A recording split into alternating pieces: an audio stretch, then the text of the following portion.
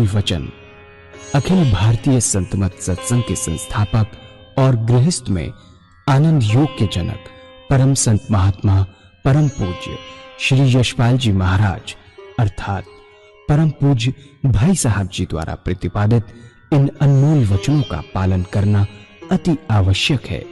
ये वचन हमारी गृहस्थ आध्यात्मिक साधना के लिए मूलभूत सिद्धांत हैं, जो इस प्रकार हैं।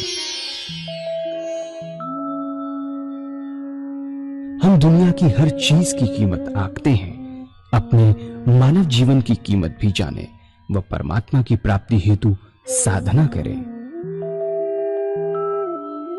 मनुष्य योनि एक उपहार है, इसीलिए परमात्मा को धन्यवाद देते हुए आधा घंटा प्रातःकाल, आधा घंटा सायंकाल पूजा अवश्य करें। सत्संग, सतनाम व सद्गुरु को प्राथमिकता देते हुए इसी के आधार पर ध्यान योगाभ्यास अवश्य करें व गृहस्थ के कार्यों को परमात्मा का कार्य समझकर उसी की याद में संपन्न करें। हर समय ये ध्यान रहे कि गुरु कृपा द्वारा परमात्मा की पवित्र सत्ता का हमारी आत्मा में वास है, अतः मन में निरंतर अपने इष्ट देव का जाप करें। मान सम्मान की इच्छा न करें व अपमान से दुखी न हो। परमात्मा के अतिरिक्त किसी और का भय न करें। दूसरों की बुराई न करें, न सुने, सत्य व मधुर बोलें, अश्लील शब्द मुंह से ना निकालें, सभी से नम्रतापूर्ण व सुंदर व्यवहार करें। धर्म पत्नी के अतिरिक्त अपने से बड़ी से माता जैसा, बराबर की से बहन जैसा व छोटी से पुत्री जैसा व्यवहार करें। सांसारिक जीवन यापन की आवश्यकताएं अंतहीन है, इसलिए अधिक से अधिक समय सत्संग में व धन परोपकार में खर्च करें। याद रखें, न स्त्री माया है, न धन दौलत, न ही परिवार। माया वह है जो हृदय को परमात्मा से दूर हटा दे। अतः निरंतर सत्संग और सद्गुरु की शरण में रहने का प्रयास करें। भोजन अपने इष्ट को अर्पण कर प्रसाद रूप में परमात्मा की याद में करें। रात्रि में सोने से पहले अच्छे बुरे कार्यों का आत्मनिरीक्षण कर उसका समुचित पश्चाताप करते हुए ध्यान करें व प्रभु की गहरी याद में ही विश्राम करें। परमात्मा तू ही है, तेरी इच्छा पूर्ण हो।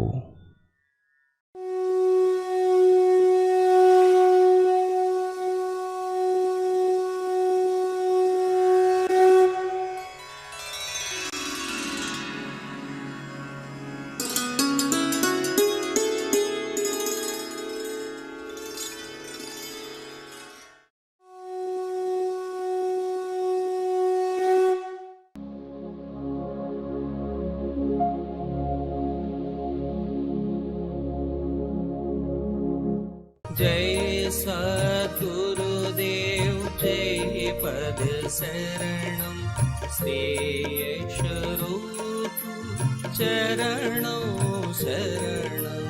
जय सद्गुरुदेव जय पद शरणं श्रेयस्वरूप चरणों शरणं। विनय और प्रेम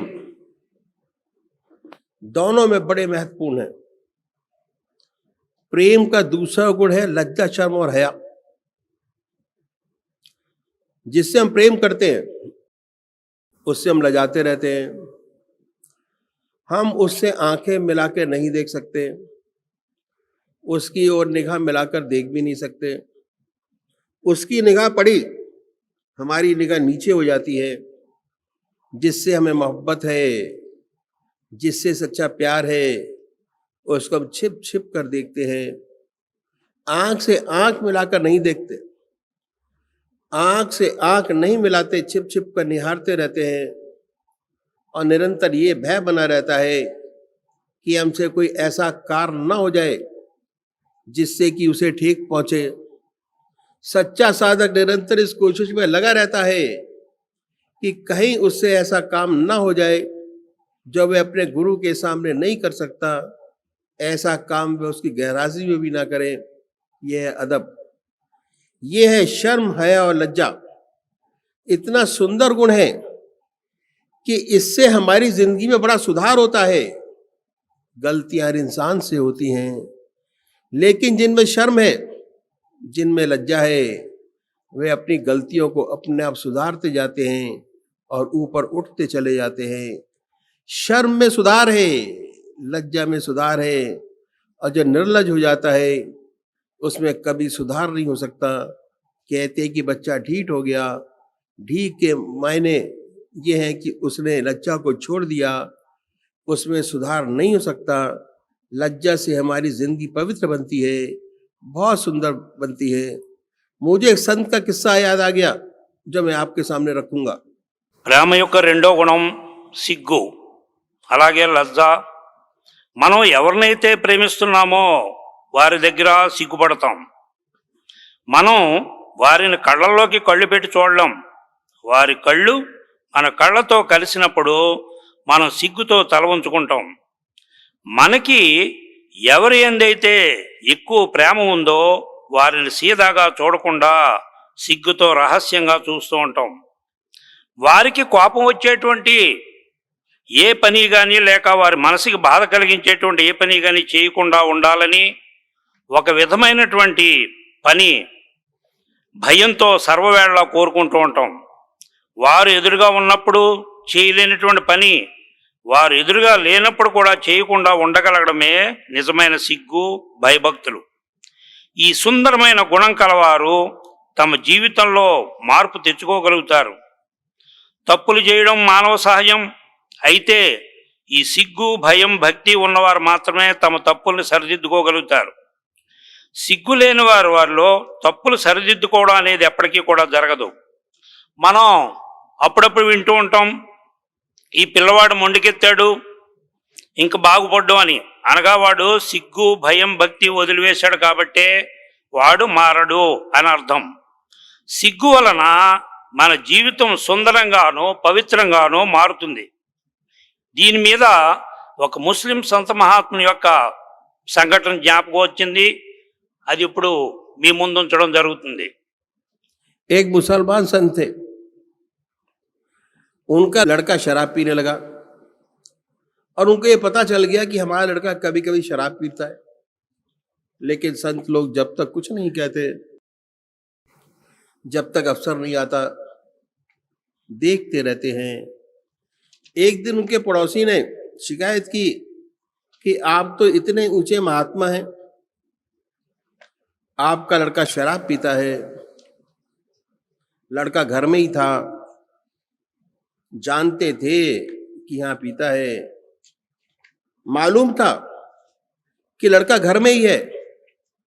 महात्मा जी ने कहा कि ऐसा हो ही नहीं सकता कि मेरा लड़का और शराब, असंभव, आपको किसी ने गलत बता दिया होगा। फिर कहा ऐसा हो ही नहीं सकता कि मेरा लड़का और शराब। लड़का सब सुन रहा था।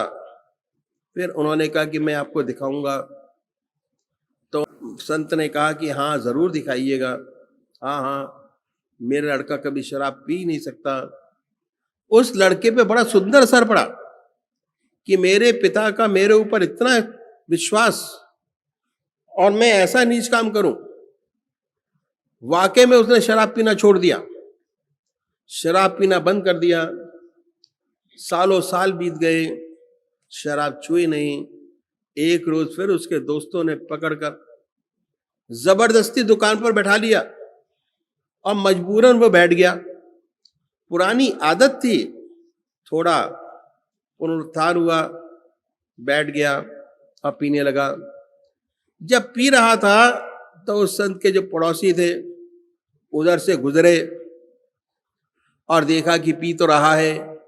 वे फौरन जल्दी जल्दी घर वापस आए और इन संत के पास पहुंचे और कहा कि चलिए, आप कहते हैं कि मेरा लड़का शराब पीता ही नहीं, मैं आपको दिखाता हूं कि वो बैठा शराब पी रहा है।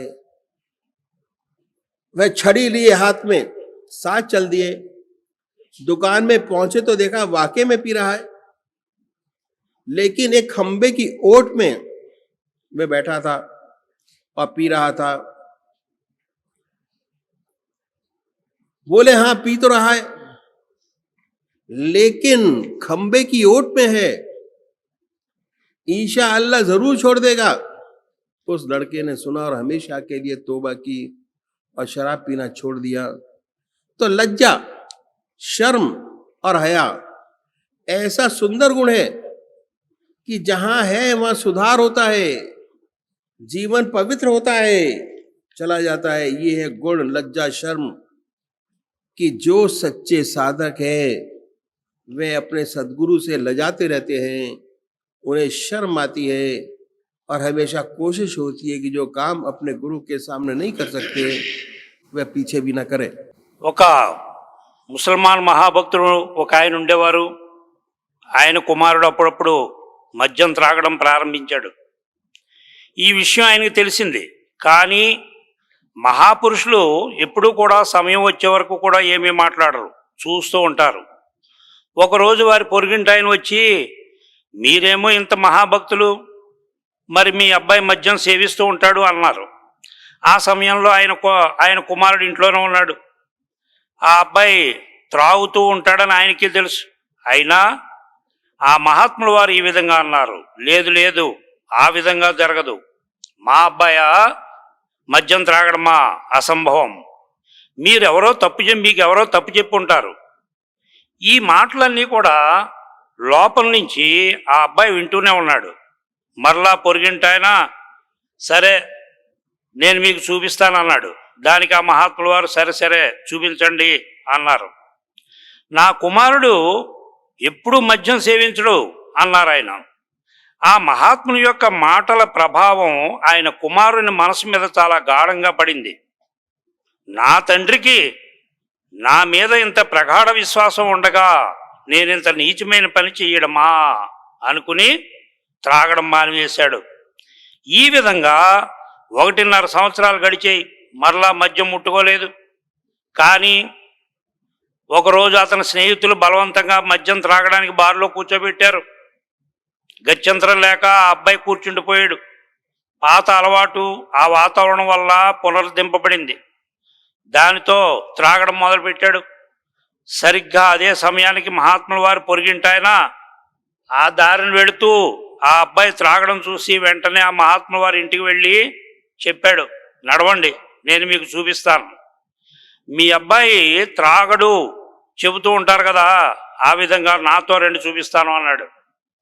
దానిపై ఆ మహాత్ముడు ఒక కర్ర చేత్తో పట్టుకుని ఆయనతో కలిసి బయలుదేరాడు. దుకాణం వద్దకు చేరి చూడగా వారి అబ్బాయి నిజంగానే త్రాగుతున్నాడు. కానీ ఏ విధంగా త్రాగుతున్నాడు? ఒక స్తంభం వెనకాల క్రీనీడలో కూర్చుని త్రాగుతున్నాడు. ఎప్పుడైతే ఈ మహాత్ములు వారు అక్కడికి చేరి వారి అబ్బాయి త్రాగడం చూశారో ఈ విధంగా అన్నారు, అవును నిజంగానే త్రాగుతున్నాడు, కానీ స్తంభం చాటు నుండి త్రాగుతున్నాడు. కావున అతను అల్లా దైవాలను వదిలివేయగలడు. ఈ మాటలు ఆయన కుమారుడు విని పశ్చాత్తాపడి శాశ్వతంగా త్రాగుడు మానివేశాడు. ఈ సిగ్గు విధేయత ఎంతటి సుందరమైన గుణాలు అంటే అవి ఉన్న చోట దిద్దుబాటు ఉంటుంది, జీవితం పవిత్రమవుతుంది. ఇది సిగ్గు యొక్క గుణం. ఇటువంటి సిగ్గు కలిగినటువంటి సాధకుడు తన గురువు వద్ద ఎల్లప్పుడూ కూడా సిగ్గుపడుతూనే ఉంటాడు. ఏ పని అయితే గురువు ఎదుటి చేయడానికి సిగ్గుగా భావిస్తాడో ఆ పనిని గురువు దగ్గర లేనప్పుడు కూడా చేయడానికి నిరంతరం సిగ్గుపడుతూనే ఆ పని చేయకుండా ఉండేటువంటి ప్రయత్నంలో ఉంటాడు. तीसरा गुण प्रेम का है विश्वास। जिससे हम प्यार करते हैं उस पर हमें थोड़ा विश्वास तो होता ही है कि यहाँ हम आए हैं, कम से कम इतना विश्वास तो लेकर जरूर आए हैं कि हमारा समय खराब नहीं होगा, भगवत चर्चा होगी, कुछ ना कुछ फायदा ही होगा। अगर इतना विश्वास लेकर आए तो जरूर फायदा होगा। ये विश्वास हमेशा अनुभव से होता है। अंधविश्वास बहुत खराब चीज है, गड्ढे में गिराने वाला है। अंधविश्वास कभी नहीं करना चाहिए। इसके माने ये नहीं कि हम अपने आप को इतना संकुचित बना लें कि सच्ची बात को भी ना माने। अपनी बुद्धि को खुला रखिए, जिस बात को आत्मा माने उसे कबूल करिए, उस पर चलिए, तो हमेशा लाभ होता रहेगा। धीरे धीरे हमारा विश्वास बढ़ता है, अभ्यास करते हैं, धीरे धीरे अनुभव हमें होते हैं, और जब अनुभव होते हैं धीरे धीरे हमें अपनी आत्मा का ज्ञान होने लगता है। धीरे धीरे में परमात्मा की ओर बढ़ते हैं, धीरे धीरे उसकी लीला को देखते हैं।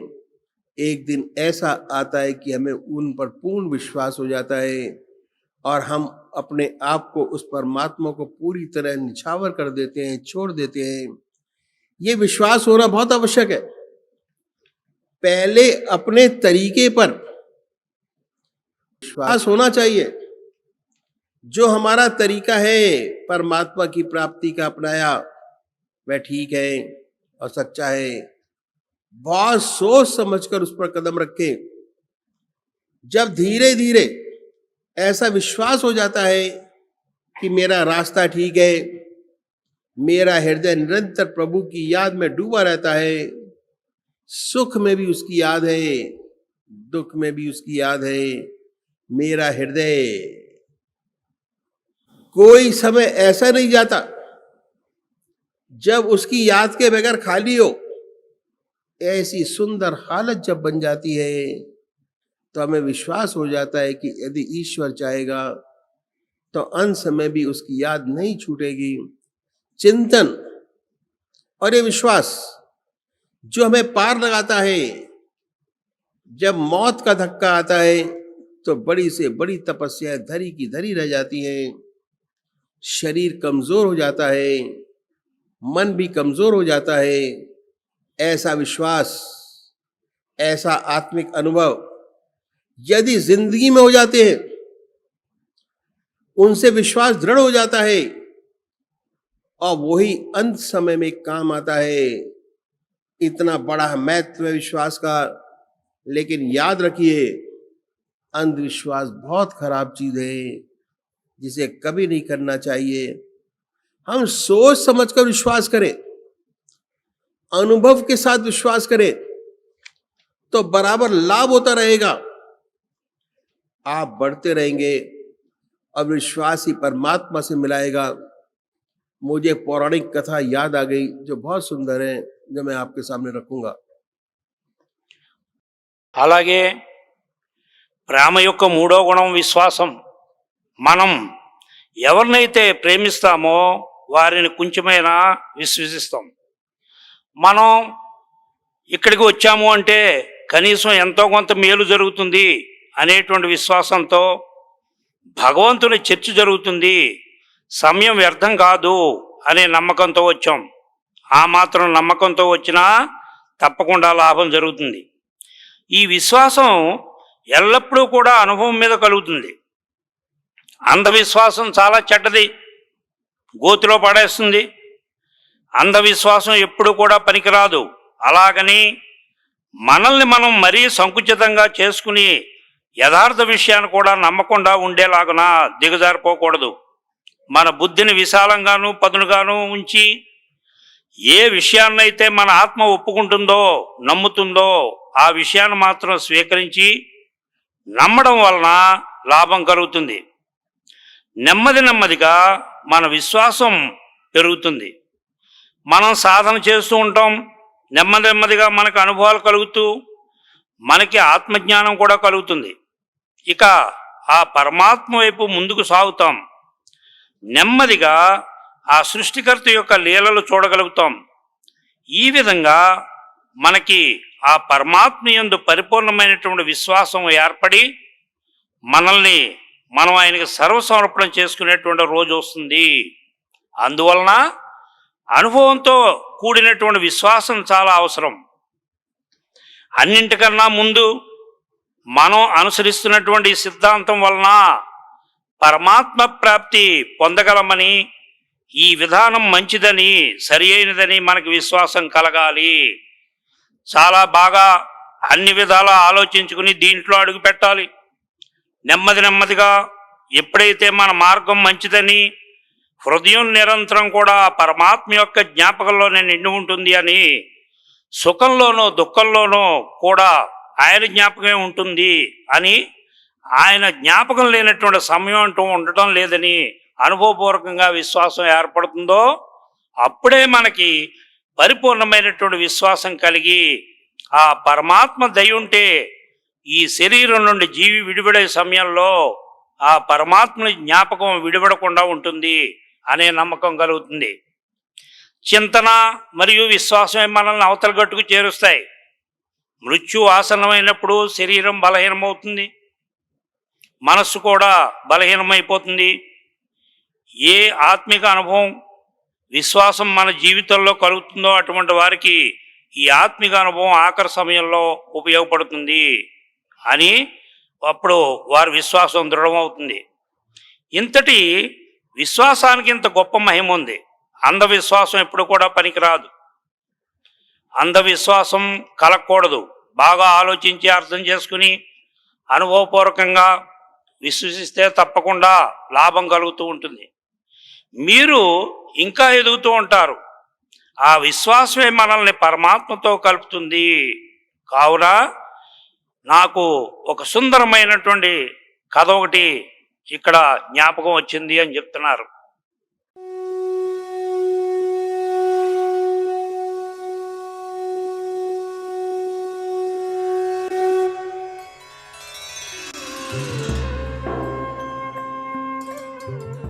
ध्यान योग के कार्यक्रम आनंद योग से निशुल्क जुड़ने के लिए संपर्क करें 9810239677।